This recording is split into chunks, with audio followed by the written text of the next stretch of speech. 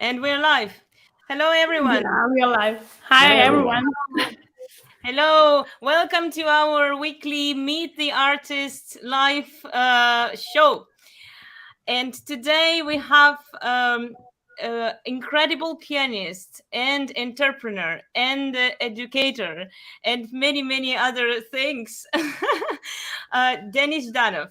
Welcome, Ciao, Denis. Denis. Hi, We are Dennis. so Hi, thrilled to Francesco. Hi, have Antonio. you. Hi, Anna.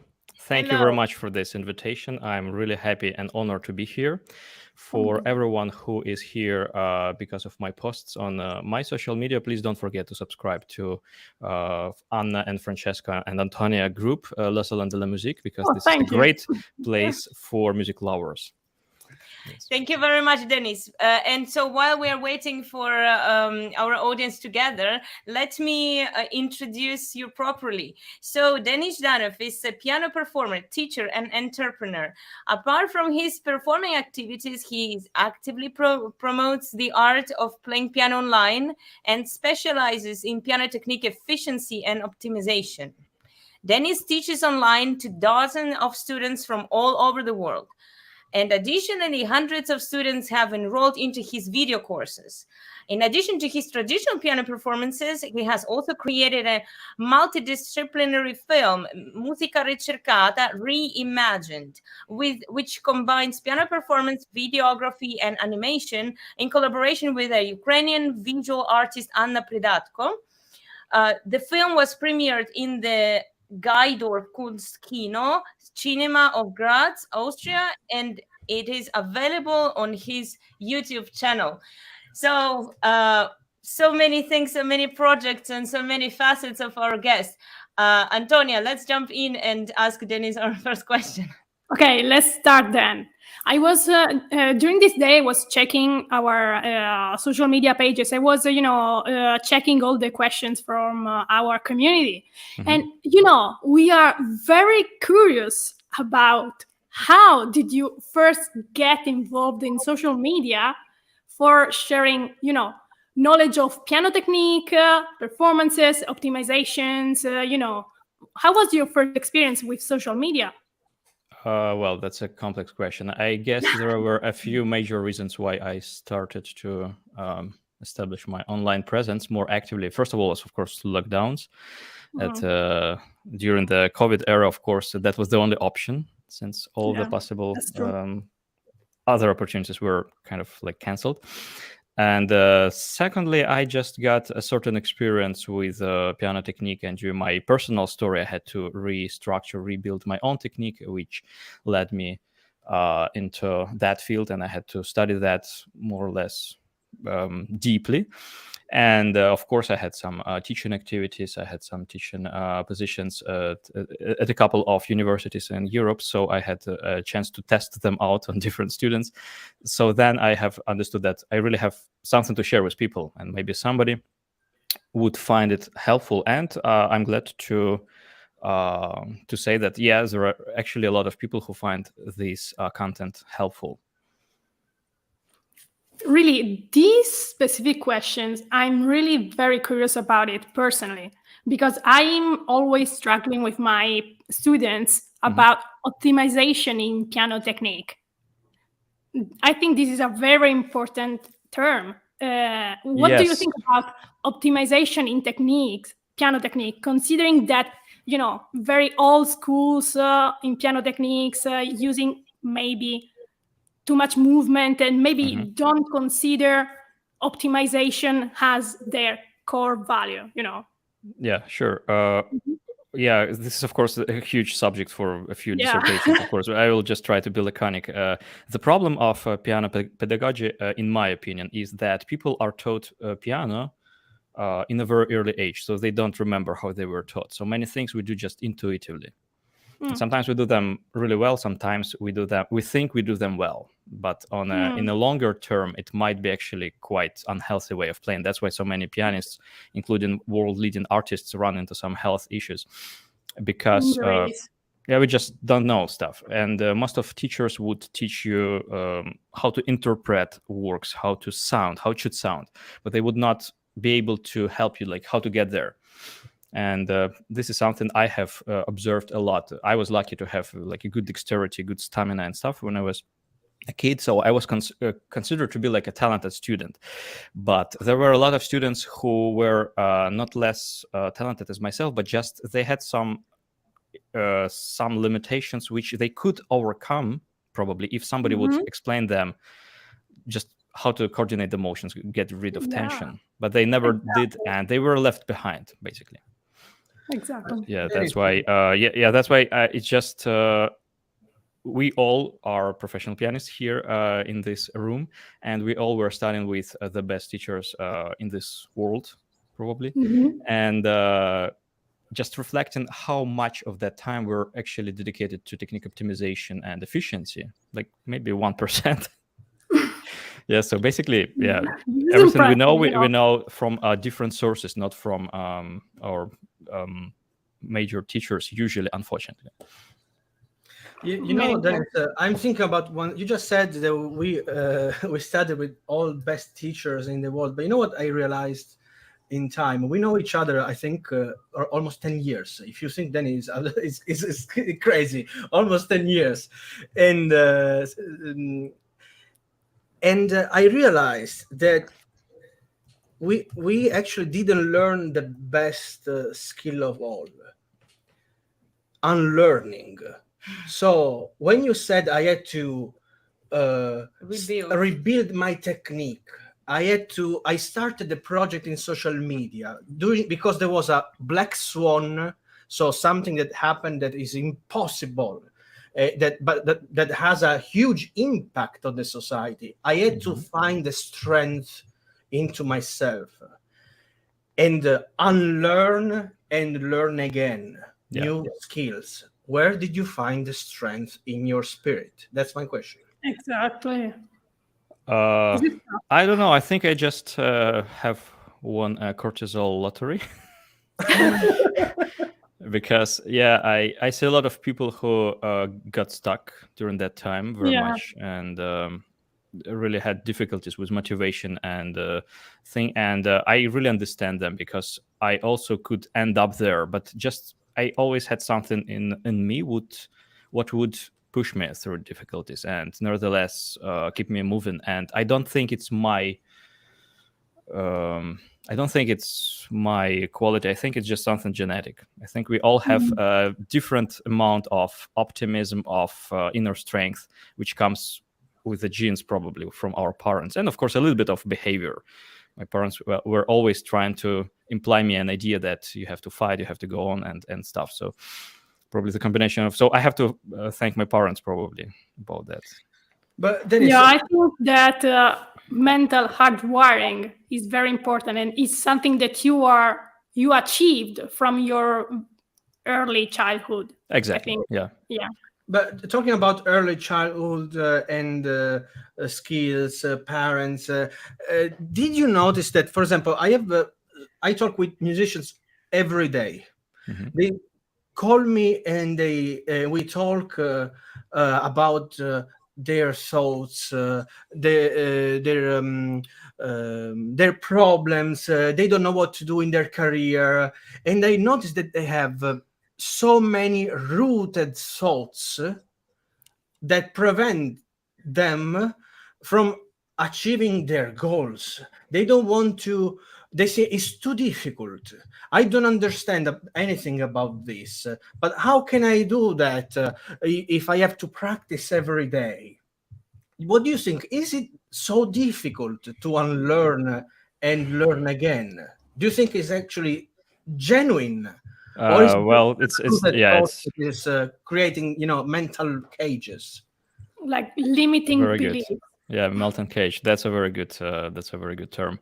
I think that as far as you're ready to master new skills, as long as you stay young, you might be a very old man in your 20s if you're not ready to master new skills and adapt. So this adaptation is the most important quality for survival and prosperity, I guess. So we all adaptation. Are adapting. Yeah? Adaptation, exactly. But they say I only practice the piano. That's what I did the entire life. You know, I read an incredible book that is called Awareness by Anthony de Mello, that he says, for example, what happens if I change my t-shirt? Today I have a black t-shirt. Tomorrow I will have a white t-shirt. Am I a different person? No, I just changed the t-shirt. So if you have a new, if there are black swans, if there are things that you cannot predict, the pandemic, for example, or the event of the social media, they exploded, and you don't adapt yourself. It's like there is winter outside and you want to wear the swimsuit because you always had swimsuit. You don't want to put a jacket for heavy winter. Adaptation actually is the key. What how you're saying. You personally, what do you recommend to students? They finish, for example, their university, colleges, academies. They don't teach these kind of things. They don't teach social media. They teach all kind of subject that. And this is a big issue. This is a big issue of nowadays. You have no idea how to deliver the product to the customer, and you have no idea how to make a living from your from what you learn in the university. And you, Dennis, you had to like us, for example, we didn't know anything. We had to learn by ourselves. What do you recommend to the students? They go out from the university and think that, okay, now I will have my career, the manager will come, Jesus Christ, Buddha, Mohammed will take me to the stage. What do you think? Well, what do you think? What do you recommend to them? Yes, unfortunately, in that regard, in regard of establishing your own personal brand, academic education is very much outdated, and the world has changed with social media, with internet and modern trends. So you don't really have to rely on agents that much if you want to have a successful career. You can build it on your own because there are just few agents and a huge amount of artists. But this is something I also observe, knowing something, insider information about like European universities, for example. People who work there, mostly who run universities, they don't even consider this as a hypothetical opportunity to prepare their students, their future artists that they prepare, to a real life, giving them a bit more background about how to actually promote yourself, how to actually build your career on your own. And this, of course, sad, but it's something we have to always keep in mind. Everyone, anyone should keep in mind when they finish their education. They should be prepared that when you finish a conservatory, nobody actually needs you. Exactly. Unless you really build your thing yourself. You can do it in different ways. Yeah? You're just a number. You are a number in their business. That's it. Yeah, you see, the point is, it's so unfair because we spent like twice or three times more time at our instrument or like polishing our craft than, lawyers, doctors, and other. Well, I have nothing against lawyers and doctors, and also, this is also a bit dangerous to approach this topic from these positions because we can easily end up treating ourselves as victims, which also puts us in a vulnerable position. So I would rather say there are also a lot of opportunities. We just have to be active about them. No, I didn't say that there are no opportunities, but I just say it unfair because lawyers and doctors, they have already the job place that is is waiting for them. I think that this market might be also very overwhelmed. Like there are so many people who want to become lawyers. I guess there is a huge competition as well. Not only. Now, for example, I don't know if you notice, guys, the banks are exploding. I don't know if you notice that what's happening today in the real world. And even if you have a job position is not enough. So if you believe that you take a massive student loan on your shoulder and you will have a job after and you will be able to repay it, it's not gonna be actually so simple. So you must have, in order to survive the Armageddon that is coming, you must find the strength in your spirit to learn again new skills and reinvent yourself as a musician, as a whatever you are or you want to be. The most important thing is to find the strength in your spirit. What do you think, Dennis, about also, for example, this the education, financial education for musicians? They just practice, and after they find themselves as fish out of the water. What Like can I pay what? my tax? How taxes? What is a financial statement? I don't How can know. Well, I promote- hire a person who does it for me. It's a complex topic, especially the European bureaucracy is very tricky. So I prefer to delegate that. Yeah, but of course, but at least you know that there is the need. There are these. course. There are musicians that don't even know how to pay their do their tax return, for example. Well, they run every year like workshop in the university to help you out, but it's they Yeah, like sure. There are many skills. You can't master okay, anything. you But are of going course. to that form, and then you're going to that form. In that line, you write your name. In this line, you write your surname. So it's like very Yeah, as Basically. Anna says, exactly that's the truth. But how important, for example, is the ability to sell as a musician? Because we just play, but we don't think about convincing artistic directors, convincing people that your music worth listening to. or your project. Your project. Yeah. What do you think? Yeah, of course. For me, it's important, of course, as a self-employed musician who prefers to work alone and not for some employers. Of course, for me, it's important to establish a direct contact with the audience and make a certain impression. And this is, of course, also a skill of self-presentation. And I have had to also attend some courses and learn about different strategies of self-presentation. And so it's not something which happens naturally. Probably there are some people with a huge charisma and stuff. I wasn't among them. I had to make my homework, let's say. Yeah. But you said you went to a course to learn new To skills. some, yes, some course, not yours. I think you also have a course. Yes, But I used to visit some other courses yes. before. Okay, no. My question is, so you found the need to go. For example, you are not a boy that is going to music college. You are a man. You are a fantastic pianist with an incredible story of competitions, concerts. You are a fantastic pianist. So And musician and yes, artist and entrepreneur. of course. No, just a second. You started to be a musician, and you decided to become an entrepreneur. You decided that you need to learn something.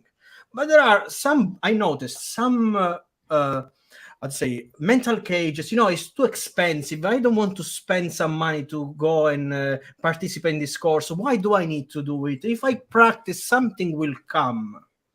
You know what this I'm is talking about. but this is an illusion we all live, and till a certain time, I guess. But what do The you things think? will happen naturally, which most often is not the case. But what do you think can be the solution? I mean, we need to help our friends that wants to be helped. You know what I mean? So Well, that's the case. You can't really help people who don't need it, and people who really need help, they will find it. So, for example, your initiative with promoting tips for musicians how to achieve success and how to establish your career is a great initiative. I'm very glad that you're doing it, and I hope that you will have a lot of artists who are in need on your program, whom you could help. Yeah. you personally, for example, I noticed that you work constantly on your social media. And I know as a I want to add something on this specific Yeah, this is point. like a full-time job for me as well. Exactly, Like 3 exactly. full-time jobs, I would say. as Can I you ask you, said, Dennis, on this point, because I'm receiving a lot of questions about this specific topic, like time management. We know how much time practicing our instrument requires, but we know also how much effort and time content creation on social media requires, and how do you manage your time between, creating content for social media channels and, your other professional duties? Teaching and maintaining your channel and creating the content and practice new repertoire and work on the future projects, all of that. Very poorly. I manage it very poorly, I think. I have a feeling that Any tips? I run out of time constantly. But of course, my problem that I'm not ready to delegate part of my responsibilities, because I'm not sure that somebody can edit my videos, which I want to be edited in a particular way or stuff, So of course we can use some software like FP Traffic, which I think you were mentioning for social media, but it's not much. And creating videos for YouTube, of course, takes a lot of time. That's why during this COVID era, I was working like 12 hours a day, probably on average, just to manage everything, like have time to keep myself in shape, make some research, post on social media. And now also I teach half time to students from all the possible continents and countries. I still have to run my channel, so a certain amount of hours goes toward there every week, and I still have performances. I'm active as a performer, so I have to prepare new programs and stuff. So usually I just work all day. Sometimes when I feel like overwhelmed, I take a day off, but it's less than 2 days a week as normal people have. Can you share some tips on how to grow social media presence, how to grow your social media pages? Well, I don't consider myself an expert there, because I think you really hacked a system, and with your fantastic group on Facebook, it's really a huge success. I can only say that two important things for everyone who would like to promote themselves on the web. The first thing is that, of course, it's nice when you have 1 million subscribers, but you actually don't need that much in order to feel yourself okay. You need a few thousand, but very motivated subscribers who would really follow you and be ready to buy your product or follow you, really support you on Patreon and stuff. So it's more about engaging audience who would value what you do. And the second thing, of course, is the most important, is to be sincere, because if you pretend, then people will feel that something is off. But I feel like the two ingredients are crucial in order to succeed into the growth of the social media platforms. First is that you are do it constantly, like that you are steady in posting videos or content, whatever. Consistency is the key. Consistency, yes. And the second is the team. Right. So you are working together with your wife, Alina. She was also playing for our platform concerts. So we hope to have her also as a guest in our Meet the Artist live show. So what do you think about that? Do you agree or disagree? Well, yeah, I absolutely agree. However, I can't really say that we work with Alina together, because we have very different projects, and we both have a very intensive life. So everyone does their own thing. And it's really funny, because my wife, Alina, she's a concert pianist, but she's also a professional photographer. So when I started making videos, people were assuming that my wife helps me with that, which wasn't the case. Actually, simply didn't have time. But people couldn't imagine that myself with camera, actually. It took them a couple of years to get to the idea that I do my stuff myself. You learn all those skills yourself, right? So in the beginning, of course, I was asking some questions of Alina, because she had some more experience than me with media initially, but then she remained in photography more, and my thing is video. Dennis, do you think that actually nowadays recording, video editing, selling, all these skills are part of the job, of the package? Yes, of being a musician in 2023. Absolutely. Well, unless you have a really team which works for you, like a team of filmmakers, whatsoever, then of course you can just keep practicing. But if you don't We have know that that 90%, support, then yeah. of course you have to manage on your own. Yeah, we know that 90% of musicians, I mean, they don't have a team in order to achieve that level of, that you can afford to have not a team of people they believe in your vision, that this is the different thing. But you have a group of people, they work for Technical you. support, yeah. Mm-hmm. Yeah, they work for you, and that's a different story. So you have to already have a stable presence online, stable presence in the musical industry. So people would like to work for you. Does it make sense? So, but before you have to show your product, you have to be in the market. You cannot wait that, I don't know, somebody will come from the sky and help you. So nowadays, if you don't, if you don't use this so powerful tool that are social medias, if you don't learn how to make videos, if you don't learn how to record yourself, you're out of the market. There is no way that you will have success. Competition, I go to play in competition. Yes, you go to play competition. How much money do you spend to go to competition? Even if you win the competition, you can have 4 years, if you are lucky, if you win one of those competition, 4 years of concerts to play for people they maybe in 5 years they're not going to be here on this world. And what you going to do after? So what do you think about this? Sure, yeah, this is a very important part of a job, like for me at least. I really hope there are some people who don't need that, but yeah, for me that was the story. I had to manage on my own and to build my own stuff. But we have some requests to get closer to musical topics. It's really great that we have touched these vital matters for rising musicians. So let's read this question. Can we get all the business and social media topics and talk to him as a world-class pianist who has so much to share about the music and his music journey, injury, and other aspects of actual piano performance that only he can offer?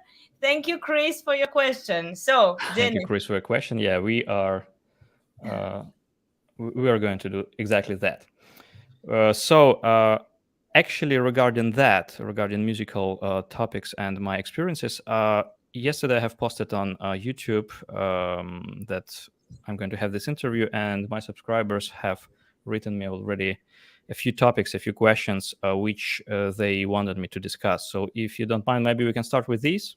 Sure. And then we can switch to other related questions. Yeah, we also have some questions that somebody posted under one of the posts that we great. Okay. we published right before the interview. So we have bunch of questions for you. Very good.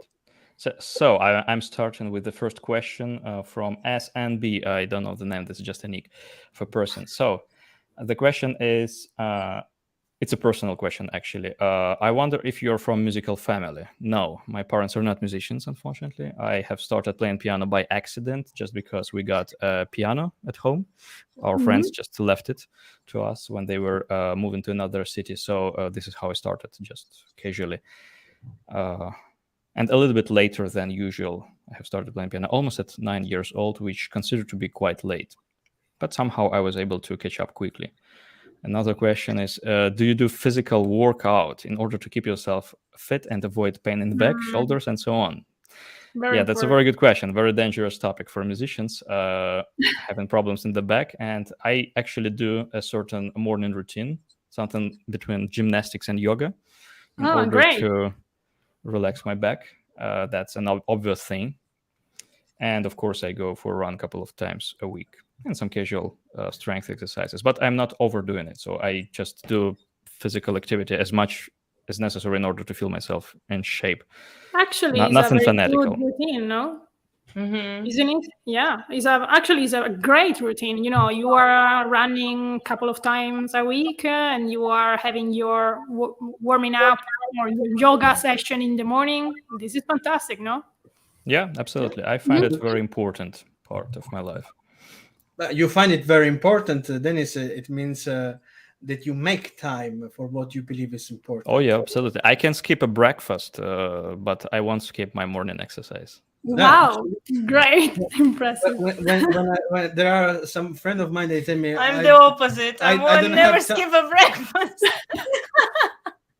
They say, I don't have time. It's not true that you don't have time. It's that you don't believe that this thing is important. Because if Yeah, you that's true. believe that it's important, you will make time. That's Absolutely. how it's possible that businessmen that are so, let's say, until here, they are full of things to do. They are super busy. They find the time to wake up in the morning at 4 a.m. and go to the gym because they believe that having a strong body makes them more productive. So Absolutely. They think that is important. Do you think that is also important for musicians to go and be in good shape, to go to gym and to sport? I would not speak for everyone, but for me it's important. However, I don't go to gym. I don't spend 3 hours in gym every day, but some nominal activity is very important for me. I mean, we are athletes, musicians. Yeah. You cannot play 5 concertos by Rachmaninoff in one evening if you don't exercise in it. Yeah, go and play Brahms Concerto number 2 and see if you are live after Well, the fourth movement. That's arguable, but yeah.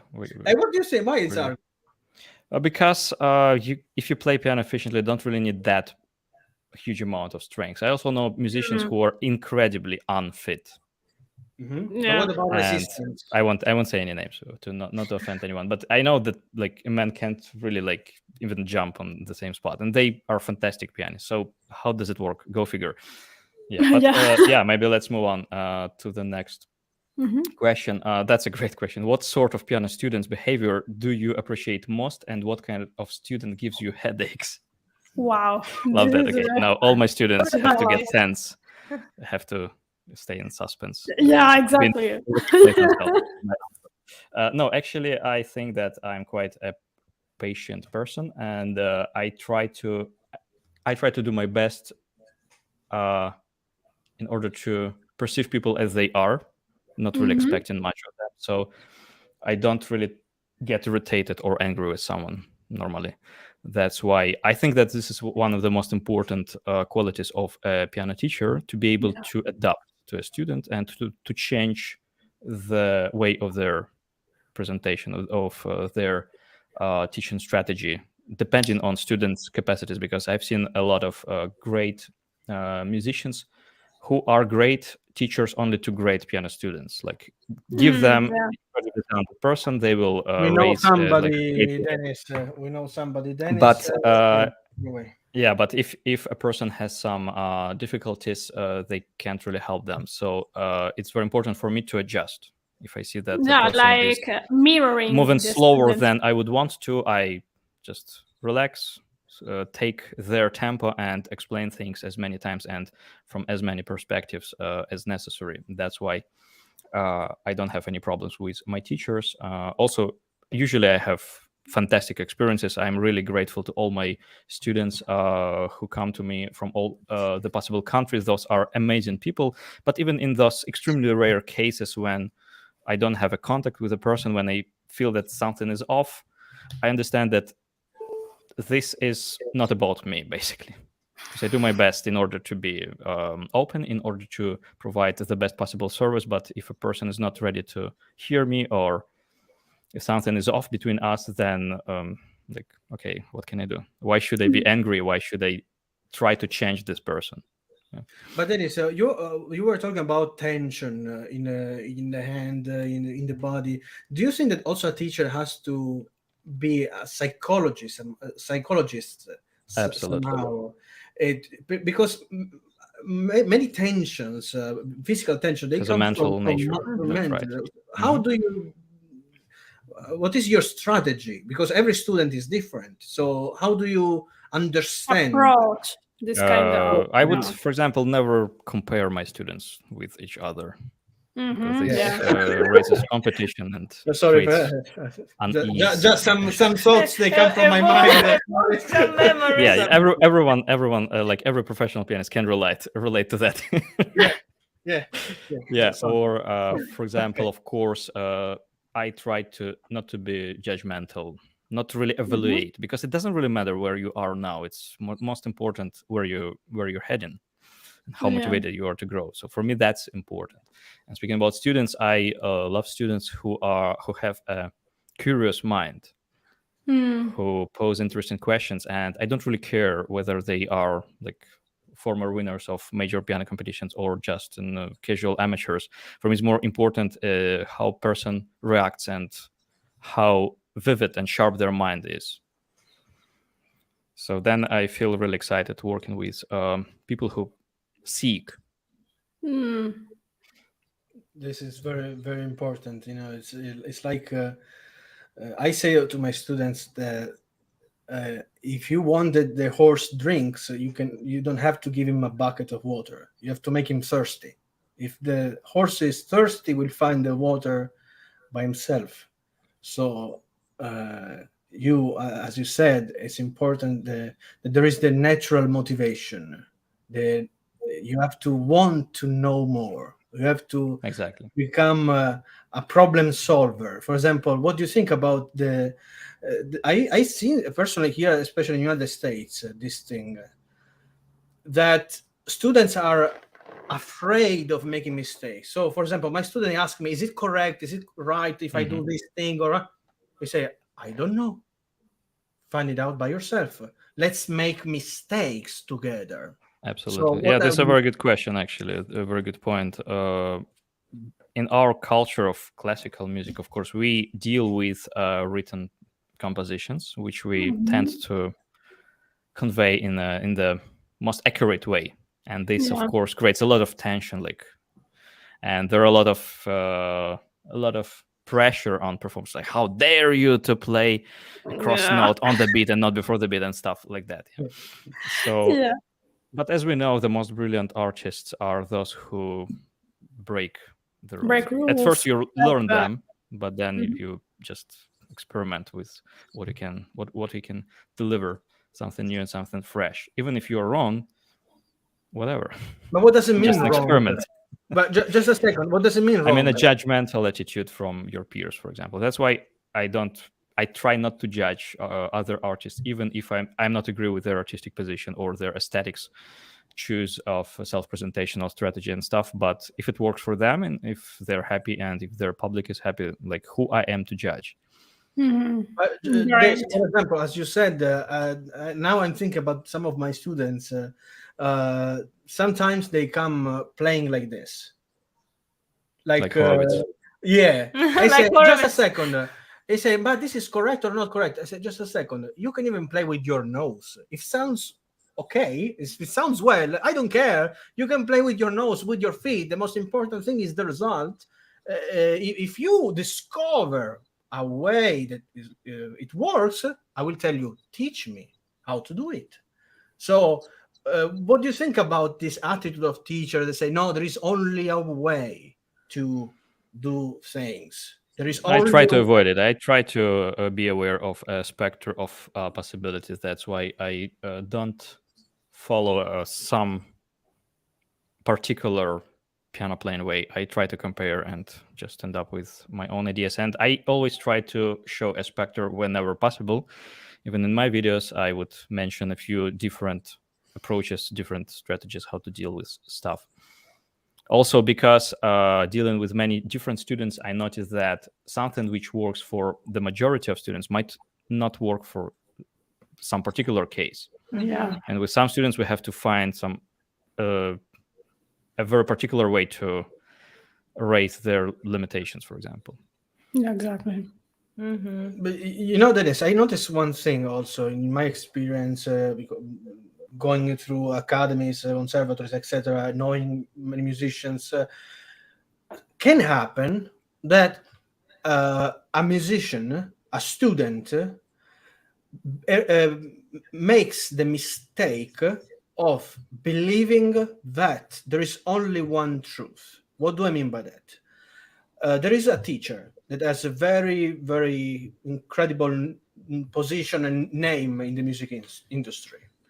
And so, even if there is not an empathy between the student and the teacher, even if there is not a productive empathy, you know what I mean? That the work is productive, they keep staying with the same teacher for 9-10 years because they don't want to admit to themselves that there is maybe another truth, another bell to listen to, let's say, in Italy. What do you think about this psychological, let's say, rope that tied the Yes, mind? I've seen such situations. So with people staying with the teacher, although that collaboration wasn't really productive, and they felt it, but they probably were not brave enough to leave. Brave, you Probably, say? yeah, because Brave. you need to be brave actually to say to some famous teacher like, okay, whatever, you're not useful for me because you're suppressing me or whatever. I will find another one. You need certain. But why do you certain think guts. it's so? I mean, you say you must be, you must have courage, but maybe there are some students they are not so strong. I mean, they don't have this strength to say, "Come on, you are useful to me." And so, if you don't give me, you see, there is this wrong perception. So I go to the teacher because he's important teacher, because I expect from him to help me to win some competition or to do, you know, to have some career one day. He can push me, etc. So instead of thinking the teacher has to be useful for me in order that I learn something that is useful for me to, in order to create my own career. You know, there is this kind of not productive relationship in many times between Antonia. What do you think about?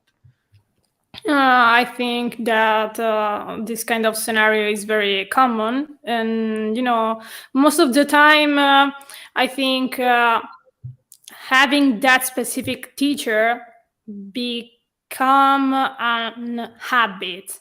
Like you are get used to that kind of teaching method, and time passes, and years passes, and yeah. And you It's then, like you have this is a very vast topic. I feel we are drifting somewhere. I think that the teacher is a politician. They should serve students basically. Yeah, exactly. So especially if you get paid for your job, doesn't matter by university or in a situation of private lesson. And the task of a teacher just to provide the best possible service for a student within a given time, and be able to adjust. Be able to adjust to the needs of these students. So this would be my answer. You said That I'm teacher. very curious. Let's jump on another topic. 1 second. I'm very curious about your project, Musica Ricercata. How you had this idea to combine music with animation? I believe very much in in the synergy between different arts, like visuals, narratives, and music. I think they can deliver a very universal message. And then this is a great direction. Probably that's an influence of my wife, Elena Axelrod, because she specializes herself in multidisciplinary projects, and currently she makes a artistic doctorate studies here in Graz, where she creates a project that combines late scrubbing, choreography, light, smoke machine, perfumes, like everything together. Yeah. And she has quite a story of organizing such projects. So being under that influence, of course, I couldn't resist, but also to try something. And since I did a lot of recordings and did a lot of video work, and Anna, with whom I have collaborated, is a good friend of mine. So, for example, that cat paw on my channel, which you see is actually created by her. Yeah. So I don't even remember how I got this idea, but it actually happened just because we had a local grant that supported media projects like that one. So I applied to it and I won this grant. So we were able to dive into the work because, of course, production, rent, premiere and stuff, all that costed us hundreds of working hours. and a significant amount of money. So without that support of local foundations, we would not be able to accomplish that kind of job. It looks like a tiny film for half an hour, but for 2 people, that was an overwhelming amount of work. Yeah, this is true. This is really unholy truth. For example, a few days ago, actually, we released a project in collaboration with Elena, we have here Elena sends to you some art. Cute. Elena, we want to have you here at the Salon de la Musique to talk about your writing activities, grants, for example. This is very Writing important. grants, Yeah, exactly, because yeah. Dennis just said something super important, that it took hours and money. But the thing is that doesn't require your money personally. You have to convince somebody to give you money, and so this is very important, because otherwise, that's basic. If you have a project, if you have a great idea, you can find investor. They want to absolutely find somebody like you to to invest their money in. Doesn't make sense. Okay. Anyway, Antonio, Yeah. so you were saying. Let's close the. And I had many times this kind of experience. Something that is like a product, a visual and musical product that is, I think, of 1 hour, half an hour. It requires really a massive amount of time of work. For example, a few days ago, we released a holographic performance, then with the hybridization of holograms and music and ballet and etc. It's impressive that massive amount of time of creation process, creation of the storytelling, all the brainstorming that requires this kind of project. How did you find the idea? Can you describe your process for Musica Ricercata from this specific aspect, like storytelling, brainstorming? For me, it was also an interesting experiment, because we wanted to create nice visuals and nice story for each piece, and also unite them in a way between each other. So there are some connections between different stories, let's say. But basically, it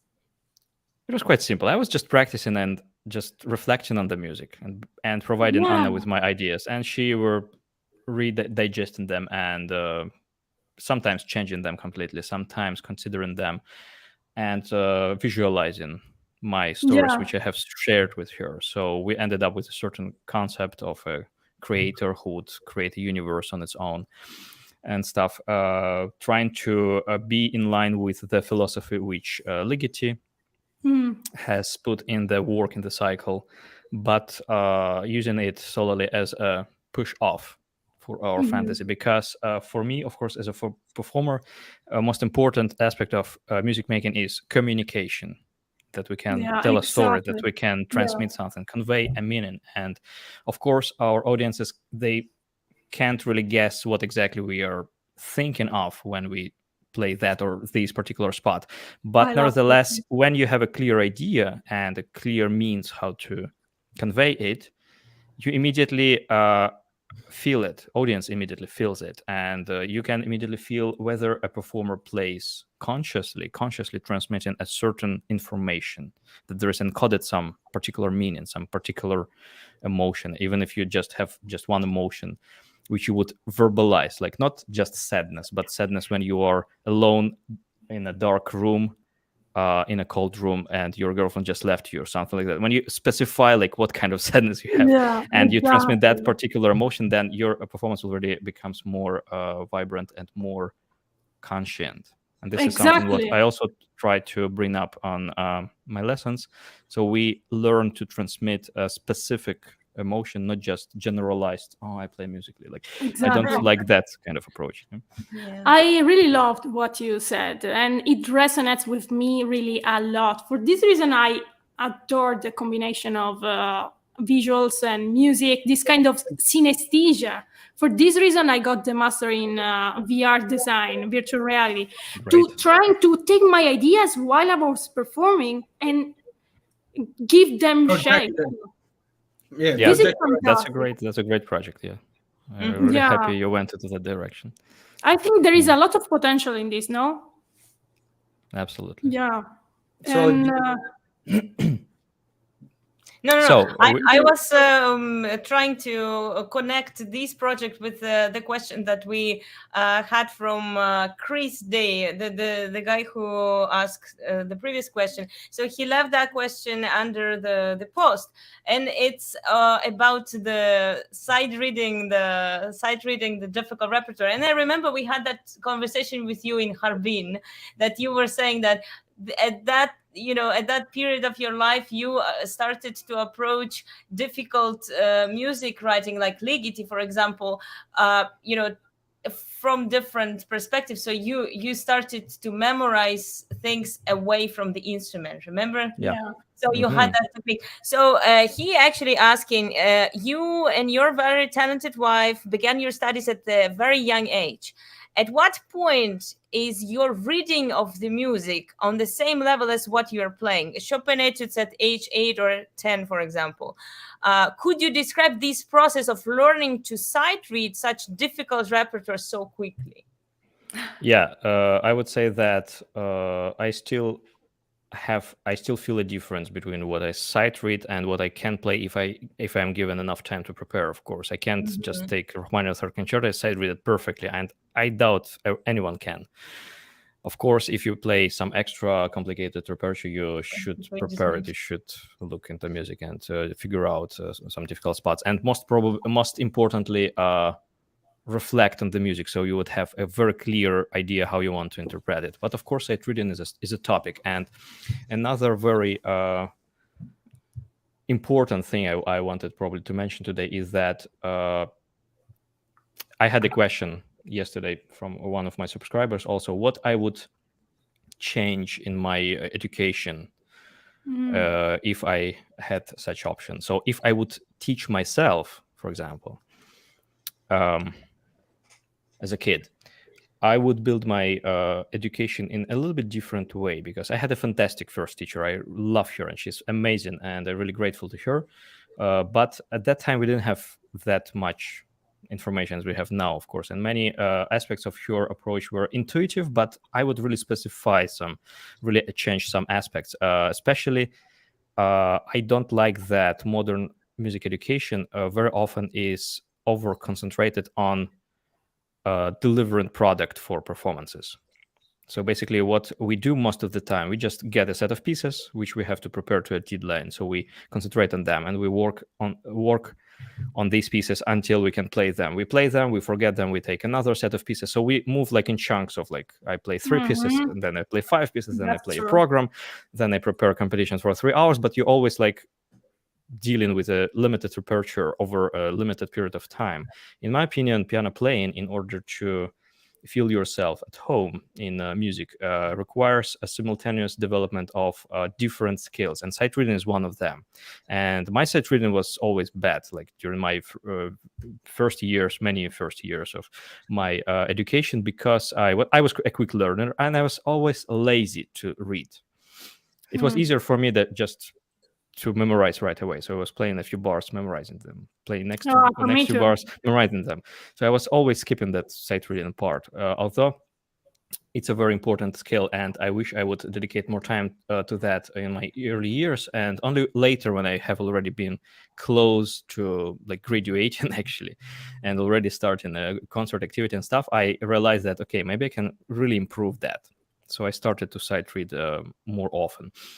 And I still do that.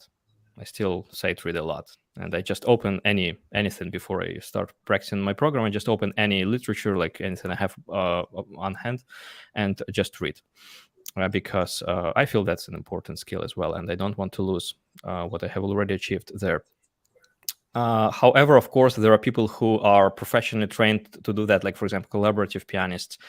And the problem is that piano playing is very vast. So there are many skills that needed to be developed. And I don't really know people who would be equally brilliant in everything. So you kind of choose your specialization and you pursue it. That's why I know people who fantastically improvise, like God. Like, I don't know. incredible, but they are not so good in memorizing stuff, and so on. Or people have brilliant technique but not great sight readers.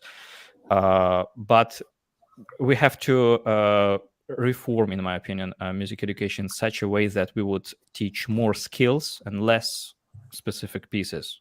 Of course, it's important to have a few pieces you concentrate on and that you bring to a concert level, but also you have to spend, in my opinion, half of practicing time should go towards general skills like sight reading, music theory, improvisation.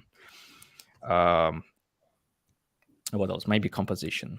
Maybe And many other stuff, many also. other ear training and stuff. And we had that, of course, in our music education. We had a lot of theory, a lot of ear training, a lot of chamber music. That's another skill, for example, or accompaniment to singers, of course. That's another skill. But I think it wasn't enough. We had like 80% repertoire preparation, 20% other skills. I would shift it rather 50-50. And nowadays, for my students, if I see that they are quick learners, I really experiment with them and I ask them to transpose the pieces we play. I ask them to do theory exercises. So I try to shape them from different ways and teach them more skills than just playing certain repertoire. Yeah, exactly. It's amazing. very important, especially nowadays that before they taught us you have to be specialized in something and do it well. But nowadays the world is constantly changing. It's going so fast. I think the most important skill is to be able to understand and do many things. In fact, as we said, a musician nowadays should learn how to record, how to make a video, how to play, how to accompany, how to write composition, for example, how to write music, how to promote his products. All these skills in one person. But how can I find the time? I don't have time. I have kids. I have... there are a couple of other questions which I feel I need to answer before we finish this stream. For example, nice question from another subscriber is regarding performance. What is your ideal piano as far as action weight response is concerned, and how do you deal with unresponsive or overly heavy light actions? How do you overcome playing pianos which fight you at every beat? That's a very good question. Love it. I, as a person who's from Ukraine, and I spent 19 years of my life in that country, my first 19 years in that country, of course, I was learning playing piano on the worst possible instruments. Like in Moscow. All these demolished 50 years old pianos from the Soviet Union era. Without strings, without even keys. Everything happened. So we saw stuff, of course. And I remember my shock when I have arrived to some Western Ukrainian city to a competition, and they had Steinway. It was my first time in my life. I was like 12, maybe, already practicing piano like 3 or 4 years, and Steinway. And I understood at that point how poor is my ability to actually control this fine instrument, how much more sensitivity and control I need in order to really play precisely and to be able to use that richness of that instrument. But over time I of course I got over it, and despite the fact that of course nice piano helps, but I think you will agree with me, all of you, that in some situations you might have a very bad piano on stage and nevertheless deliver a fantastic performance. So there is always something which is more important than how good is your piano. Of course, if it doesn't play, like for example, once it happened to me that I was playing a concert in China and pedals just fall off in the middle of performance. But such situations are rather like rare. So to me, one time they asked me, you know what? They told me, "Is it okay if I tune just the half of the piano?" This is true. Cool. But anyway, if you really want to communicate, if you really want to tell a story, if you force yourself to be inspired, and this is also a skill to get inspired when you need it. Then, of course, piano rarely can destroy your performance. But of course, if you have an optimized piano technique, if you can play piano with the weight of the hand, if you don't play just on the surface of the keys, for example, holding the weight of the hand, if you know the concept of supporting yourself at some key points, some leaning points, especially when switch positions, then of course you can adjust quicker to any piano. So and another tip, like regarding overly heavy or light actions, I would say that in every such unclear situation, you just drink some whiskey. You just play slower a bit. Yeah? So, for example, at my home, I have a very heavy piano, like one of the heaviest I've played in my life. And the only limitation I feel is that I can't play pieces like Flight of the Bumblebee or Chopin's 16th Prelude up to tempo I could on a lighter piano. So I have to play like 95% of my speed, which is already good enough. Basically, of course, if I play on a lighter piano, I can do it even faster, but doesn't matter to me that much. And this is also a good training. So when I get to a lighter piano, I feel myself more comfortable. But with light pianos, actually, it might be also very uncomfortable to play, exactly if you are used to hold the weight of the hand and play with fingers more. Then you don't have control and you feel yourself as I say, a cow on the ice. Yeah, exactly. Yeah, like sliding a bit. Yeah. So there is just important to establish a good control with the keyboard, with the bottom of the keys. Yeah, exactly. Another important question here is, I'd like to know how long and how deep did you study the Taubman method?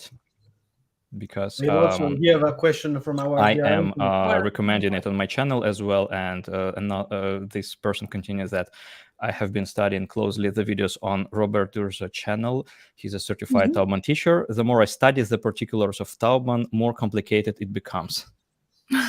Sorry for you, man. I feel you. Yeah. Well, I'm not teaching Taubman method because I'm not a certified Taubman method specialist, and I have a very weird story with my relation with Taubman method, because because this method is actually so famous in the United States but barely known in Europe.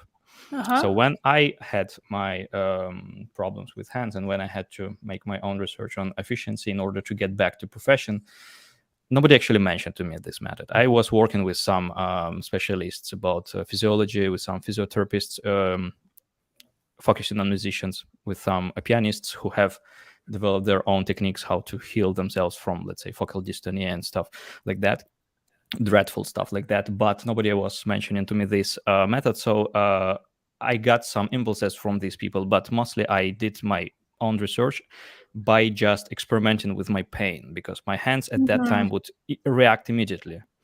And I was just practicing a certain way, and I thought like, okay, I'm getting more pain. Probably that's a bad way to move. Maybe I try that way. Oh, I feel better. Oh, good. Okay, let's dive into that direction. So by the time I was introduced to Taubman, I have derived already most of this stuff on my own.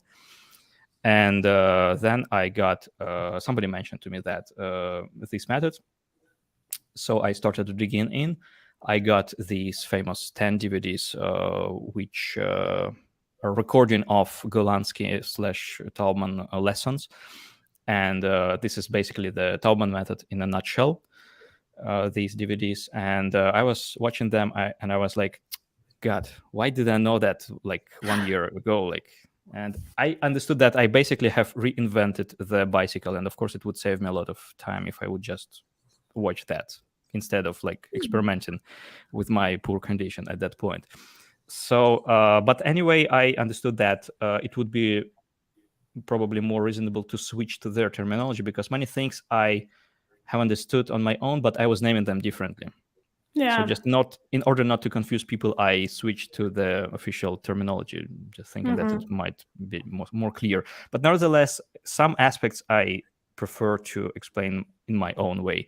And actually, this is another very important part of the answer to this question, is that I really doubt there is just one Taubman method, because when we study something and when we then transmit that knowledge to other generations, we inevitably bring a particle of ourselves. We inevitably put it through the prism of our own perception. This is what people were mentioning, for example, when they were studying simultaneously with Taubman herself and one of the most famous and successful students, Edna Golansky, who is founder of Golansky Institute, promoting Taubman method.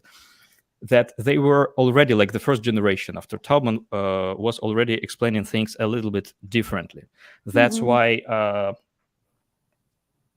the Ricardo, if you find explanations of Robert Durso unclear or confusing, maybe just try another Taubman method specialist and watch some other videos which might be more clear for you. But in general, of course, I would say that piano efficiency very often is counterintuitive. So if you really want to master some particular method, let's say Taubman method, I would really suggest you to invest into personal training with some Taubman method specialist, because I can also see that by my students who buy my video courses, for example, where I explain stuff and then they come to listen to me. I see that some of them, like a really small amount, is able to understand like nearly everything I say.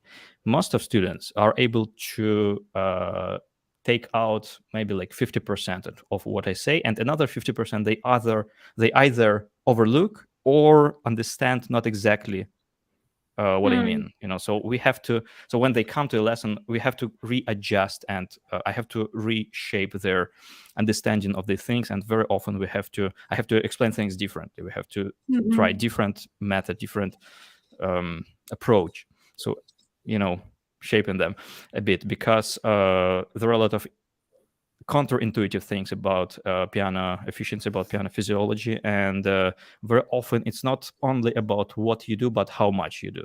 So the amount of motion, exactly, timing like of the motion, right things like that. Yeah. Such micro nuances, they matter. And of course, when you have a person who gives you like personalized feedback, seeing what you do and trying to clarify this for you and trying to find a way to make it clear for you, of course, it's much faster than and much more effective than just learning with video courses. Yeah, exactly. Very interesting. It's not so easy always to find this kind of point of intersection in the communication between teacher and student, because terms can be understood in different ways. And then you don't have this kind of 100% clarity if you really don't know how to deliver the message properly. Yeah, another subscriber Kira asks about needed skills to be good at reading sheet music. Yeah, this is like a problem for many people. You just need to read every day, and there are simple procedures which I, for example, have followed when I decided to improve this skill. For example, you just download a bunch of repertoire which seems easy to you, and you start from easy stuff, because if you start from something where you get stuck in the first bar, of course you quit quickly. So you start with easy stuff which you can read, and then for example, when you start reading a piece, at first you just look at it and you have to understand the rhythm. You have to go with your eye through the score, identify tricky spots, some complicated rhythms, for example, complicated chords, of course noticing which key this piece in. And most important in sight reading, in my opinion, correct me if you think otherwise, is recognizing structures, recognizing chords. So even when you have like a passage, you just have to quickly grasp harmonic notes. So you just realize, okay, this is F7. That's why theory is also important. So if you want to be good in sight reading, learn theory, learn chords and chord progressions. And even if you are not able to play everything perfectly, you will recognize harmonic structure, so you can simplify the score on the go, but just giving an idea about the piece.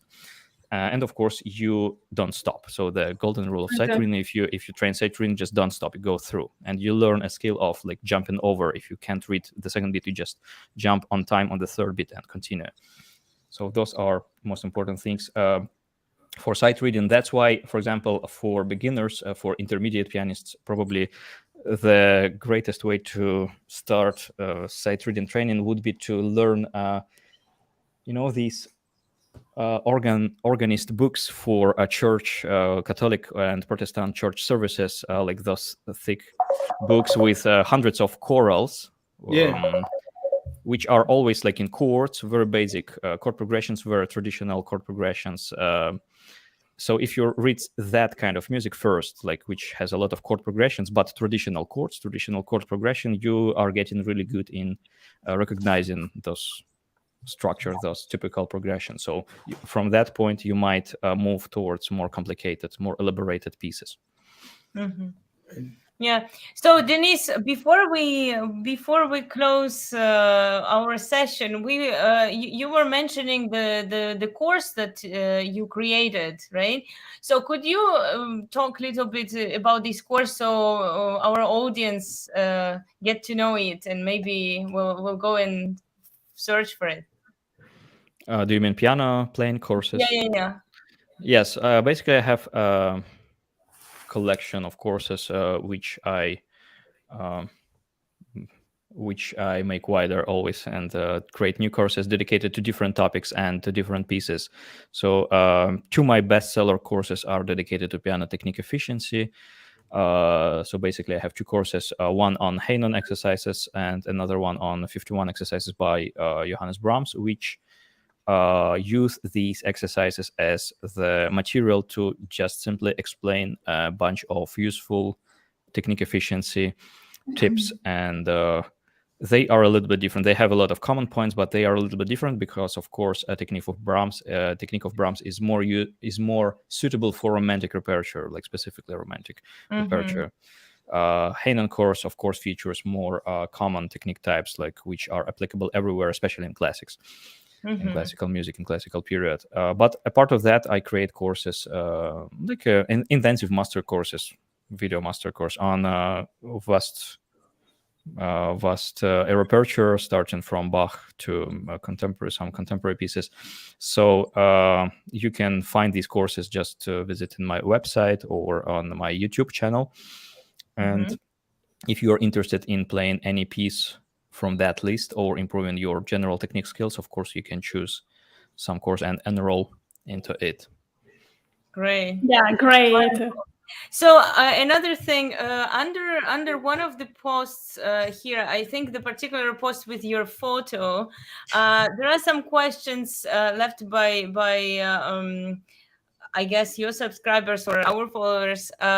So if you could go and answer them, because it's like very particular questions about like a very particular technical skill. So if you could just take the time. Is it on your page on Le Salon de la Musique it's on the page? Le Salon de la Musique page. Yeah.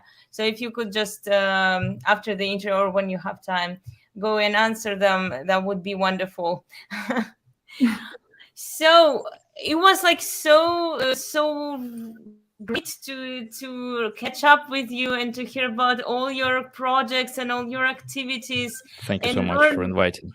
And learn many things that maybe not many people know about you or about your professional activities and about your hobbies and how your hobbies became now your professional activities as well, or they are enriching your professional activities. So it's great. Thank you very much for coming and for sharing. Thank you. It was a pleasure to speaking with you. Very inspirational, really. Yeah. Absolutely. We will have another chat with you soon, for sure, also with Elena. Yeah. So looking forward to the next session with you. Okay, a word from our sponsor. Yeah. Thank you.